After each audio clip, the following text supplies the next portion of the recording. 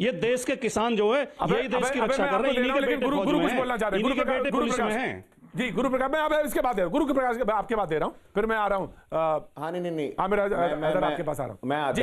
मैं आदरणीय भाटी जी की बातों को सुन रहा था। आदरणीय भाटी जी को मैं स्मरण कराना चाहता हूं कि दिसंबर 2019 में समाजवादी पार्टी के संस्थापक अध्यक्ष आदरणीय मुलायम सिंह यादव जी ने रिकॉर्डेड कहा था कि एपीएमसी में रिफॉर्म होना चाहिए। पहली बात। दूसरी बात, confederation of NGOs of rural India, भारतीय किसान यूनियन मान, भारतीय किसान यूनियन किसान, अभी कुछ दिनों पहले भारत के पूर्व प्रधानमंत्री स्वर्गीय लाल बहादुर शास्त्री जी के पोते, उनका संगठन ऑल इंडिया फार्मर्स एसोसिएशन, तमाम किसान संगठनों ने समर्थन दिया है इन रिफॉर्म्स का। और ये एग्रीकल्चरल इकोनॉमिस्ट के अलावा, बीच में बोलना अच्छा नहीं लगता के अलावा, नहीं आप अरे भैया बात पूरी हो जाने दीजिए, ये उचित नहीं है। मैं आपकी बातों को ध्यानपूर्वक सुन रहा था। मैं आ जाऊंगा, भाटी जी मैं आ जाऊंगा, आप बहुत सही आदमी हैं।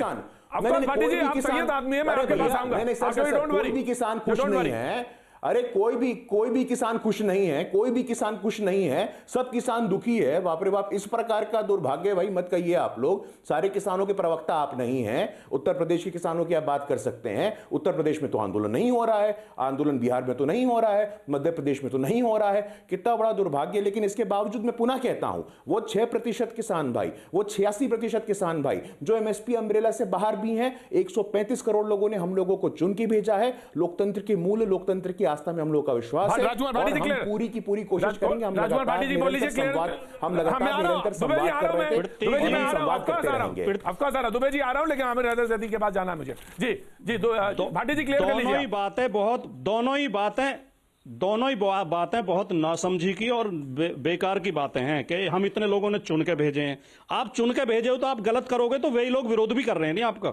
दूसरे कभी कहते हैं मुलायम सिंह यादव जी ने मांग उठाई थी, कभी कहते हैं कांग्रेस ने उठाई थी, मनमोहन सिंह ने उठाई थी। अब आप उनके इतने समर्थक हो गए कि उनके आदर्शों पर आप चल रहे हैं, उनके इशारे पे चल रहे हैं। अगर उन्होंने कहा था तो ऐसे कानून बनाने के लिए कहा था क्या? ये कानून हमने बहुत बारीकी से एक एक प्रावधान पढ़ा है। ये कानून किसान के विरोध में है, खेती को बर्बाद कर देंगे। सर लोकतंत्र ऐसे नहीं चलता है। लोकतंत्र लोकराज से चलता है, परिवारवाद और वंशवाद चल रहा है। गुरु भाई, समाजवादी पार्टी नहीं है, गुरु प्रकाश जी आप फिर मेरे बीच में, मैं आपके बीच में नहीं बोला था, मैं चुप हो गया था। बेटा का राज नहीं है गुरु प्रकाश जी। अब आप आचार संहिता का उल्लंघन कर रहे हैं, आप बीच में बोल रहे हैं। अनावश्यक गुरु प्रकाश जी सुन लीजिए, गुरु प्रकाश जी सुन लीजिए, अनावश्यक बात बोल रहे हैं। गुरु प्रकाश जी ऐसे कर रहे हैं, सुन लीजिए। मैं तो आपके कहते ही भाटी जी की बात सुन लीजिए, जनता का परिचय दीजिए। भाटी जी की बात सुन लीजिए। लोकतंत्र ऐसे नहीं चलता है, लोकतंत्र लोकलाज से चलता है।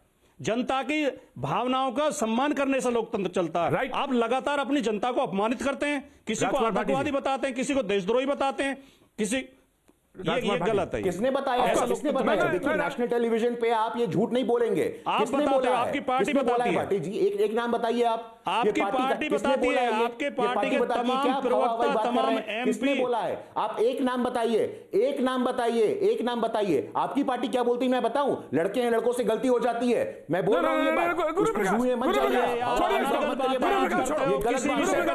पार्टी बताइए। मैंने मना कर दिया। भाटी जी मैंने आपकी बात आप बोल रहे हैं आपकी पार्टी बताती है, किसने बोला है? उसको छोड़ दें, हमें समाधान की ओर बढ़ना है। सवाल ये है, अरे पूरा देश नहीं सुन रहा क्या? आप झूठ बोलोगे तो क्या? आप पूरा देश नहीं सुन रहा कि क्या क्या आपकी पार्टी के लोग हैं? भाटी जी इससे पैसा आ रहा है, ये बरगलाए हुए हैं, खाने के हाशिए पे चले गए हैं। उत्तर प्रदेश में तो लोग पूछ नहीं रहे हैं आपको, और आप दिल्ली के एमपी ने कहा कि ये भड़वे हैं, ये किसान भड़वे हैं। दिल्ली के एमपी ने आपके सांसद ने कहा किसान भड़वे हैं। हाशिए पे चले गए हैं। उत्तर प्रदेश की जनता मैं दोनों से निवेदन करना चाहता हूं कि अब उसका उल्लेख मत करिए, जो पुरानी बातें हैं जो उसका उल्लेख ना करें। हम समाधान के डिबेट को आगे बढ़ाना चाहते हैं, इसीलिए मैं डिबेट नहीं कहता हूं, बातचीत कहता हूं। और मैं बातचीत, भाटी जी जो ये बात गुरु प्रकाश जी कह रहे हैं, कह रहे हैं कंसल्टेशन इज अ सतत प्रोसेस, वो लगातार चलता चला आ रहा है, जिसमें कांग्रेस भी शरीक है, समाजवादी पार्टी भी और तमाम विपक्षी पार्टियों जिन्होंने इस रिफॉर्म्स की बात कही थी। अब लेकिन जो खतरा जिसकी तरफ आप कह रहे हैं कि वो सामने है। मैं आमिर हैदर ज़ैदी साहब के पास मैं दुबे जी मैं दे दूंगा टाइम, क्योंकि पैनल में बहुत टाइम है। जी आमिर हैदर ज़ैदी साहब अपनी पॉइंट करिए, उसके बाद मैं ब्रेक पे जाऊंगा। जी आमिर हैदर ज़ैदी साहब। प्रतीक जी, एक पहले शेर सुनाता हूँ। गुल का गुलशन बेच दिया, खार का मदफन बेच दिया, उसको माली कैसे कह दूं जितने गुलशन बेच दिया। एक मैंने बचपन में एक कहानी सुनी थी, हंसनी उल्लू की है। एक गांव था, छोटा सा मामूली सा, 30 सेकंड में बता देता हूँ। हंसनी उल्लू की है। एक गांव था जो आधा उजड़ा हुआ था, आधा बसा हुआ था। तो वहां से ये था कि इस साइड में उल्लू रहता है और इस साइड में कहना चाहिए उल्लू नहीं रहता।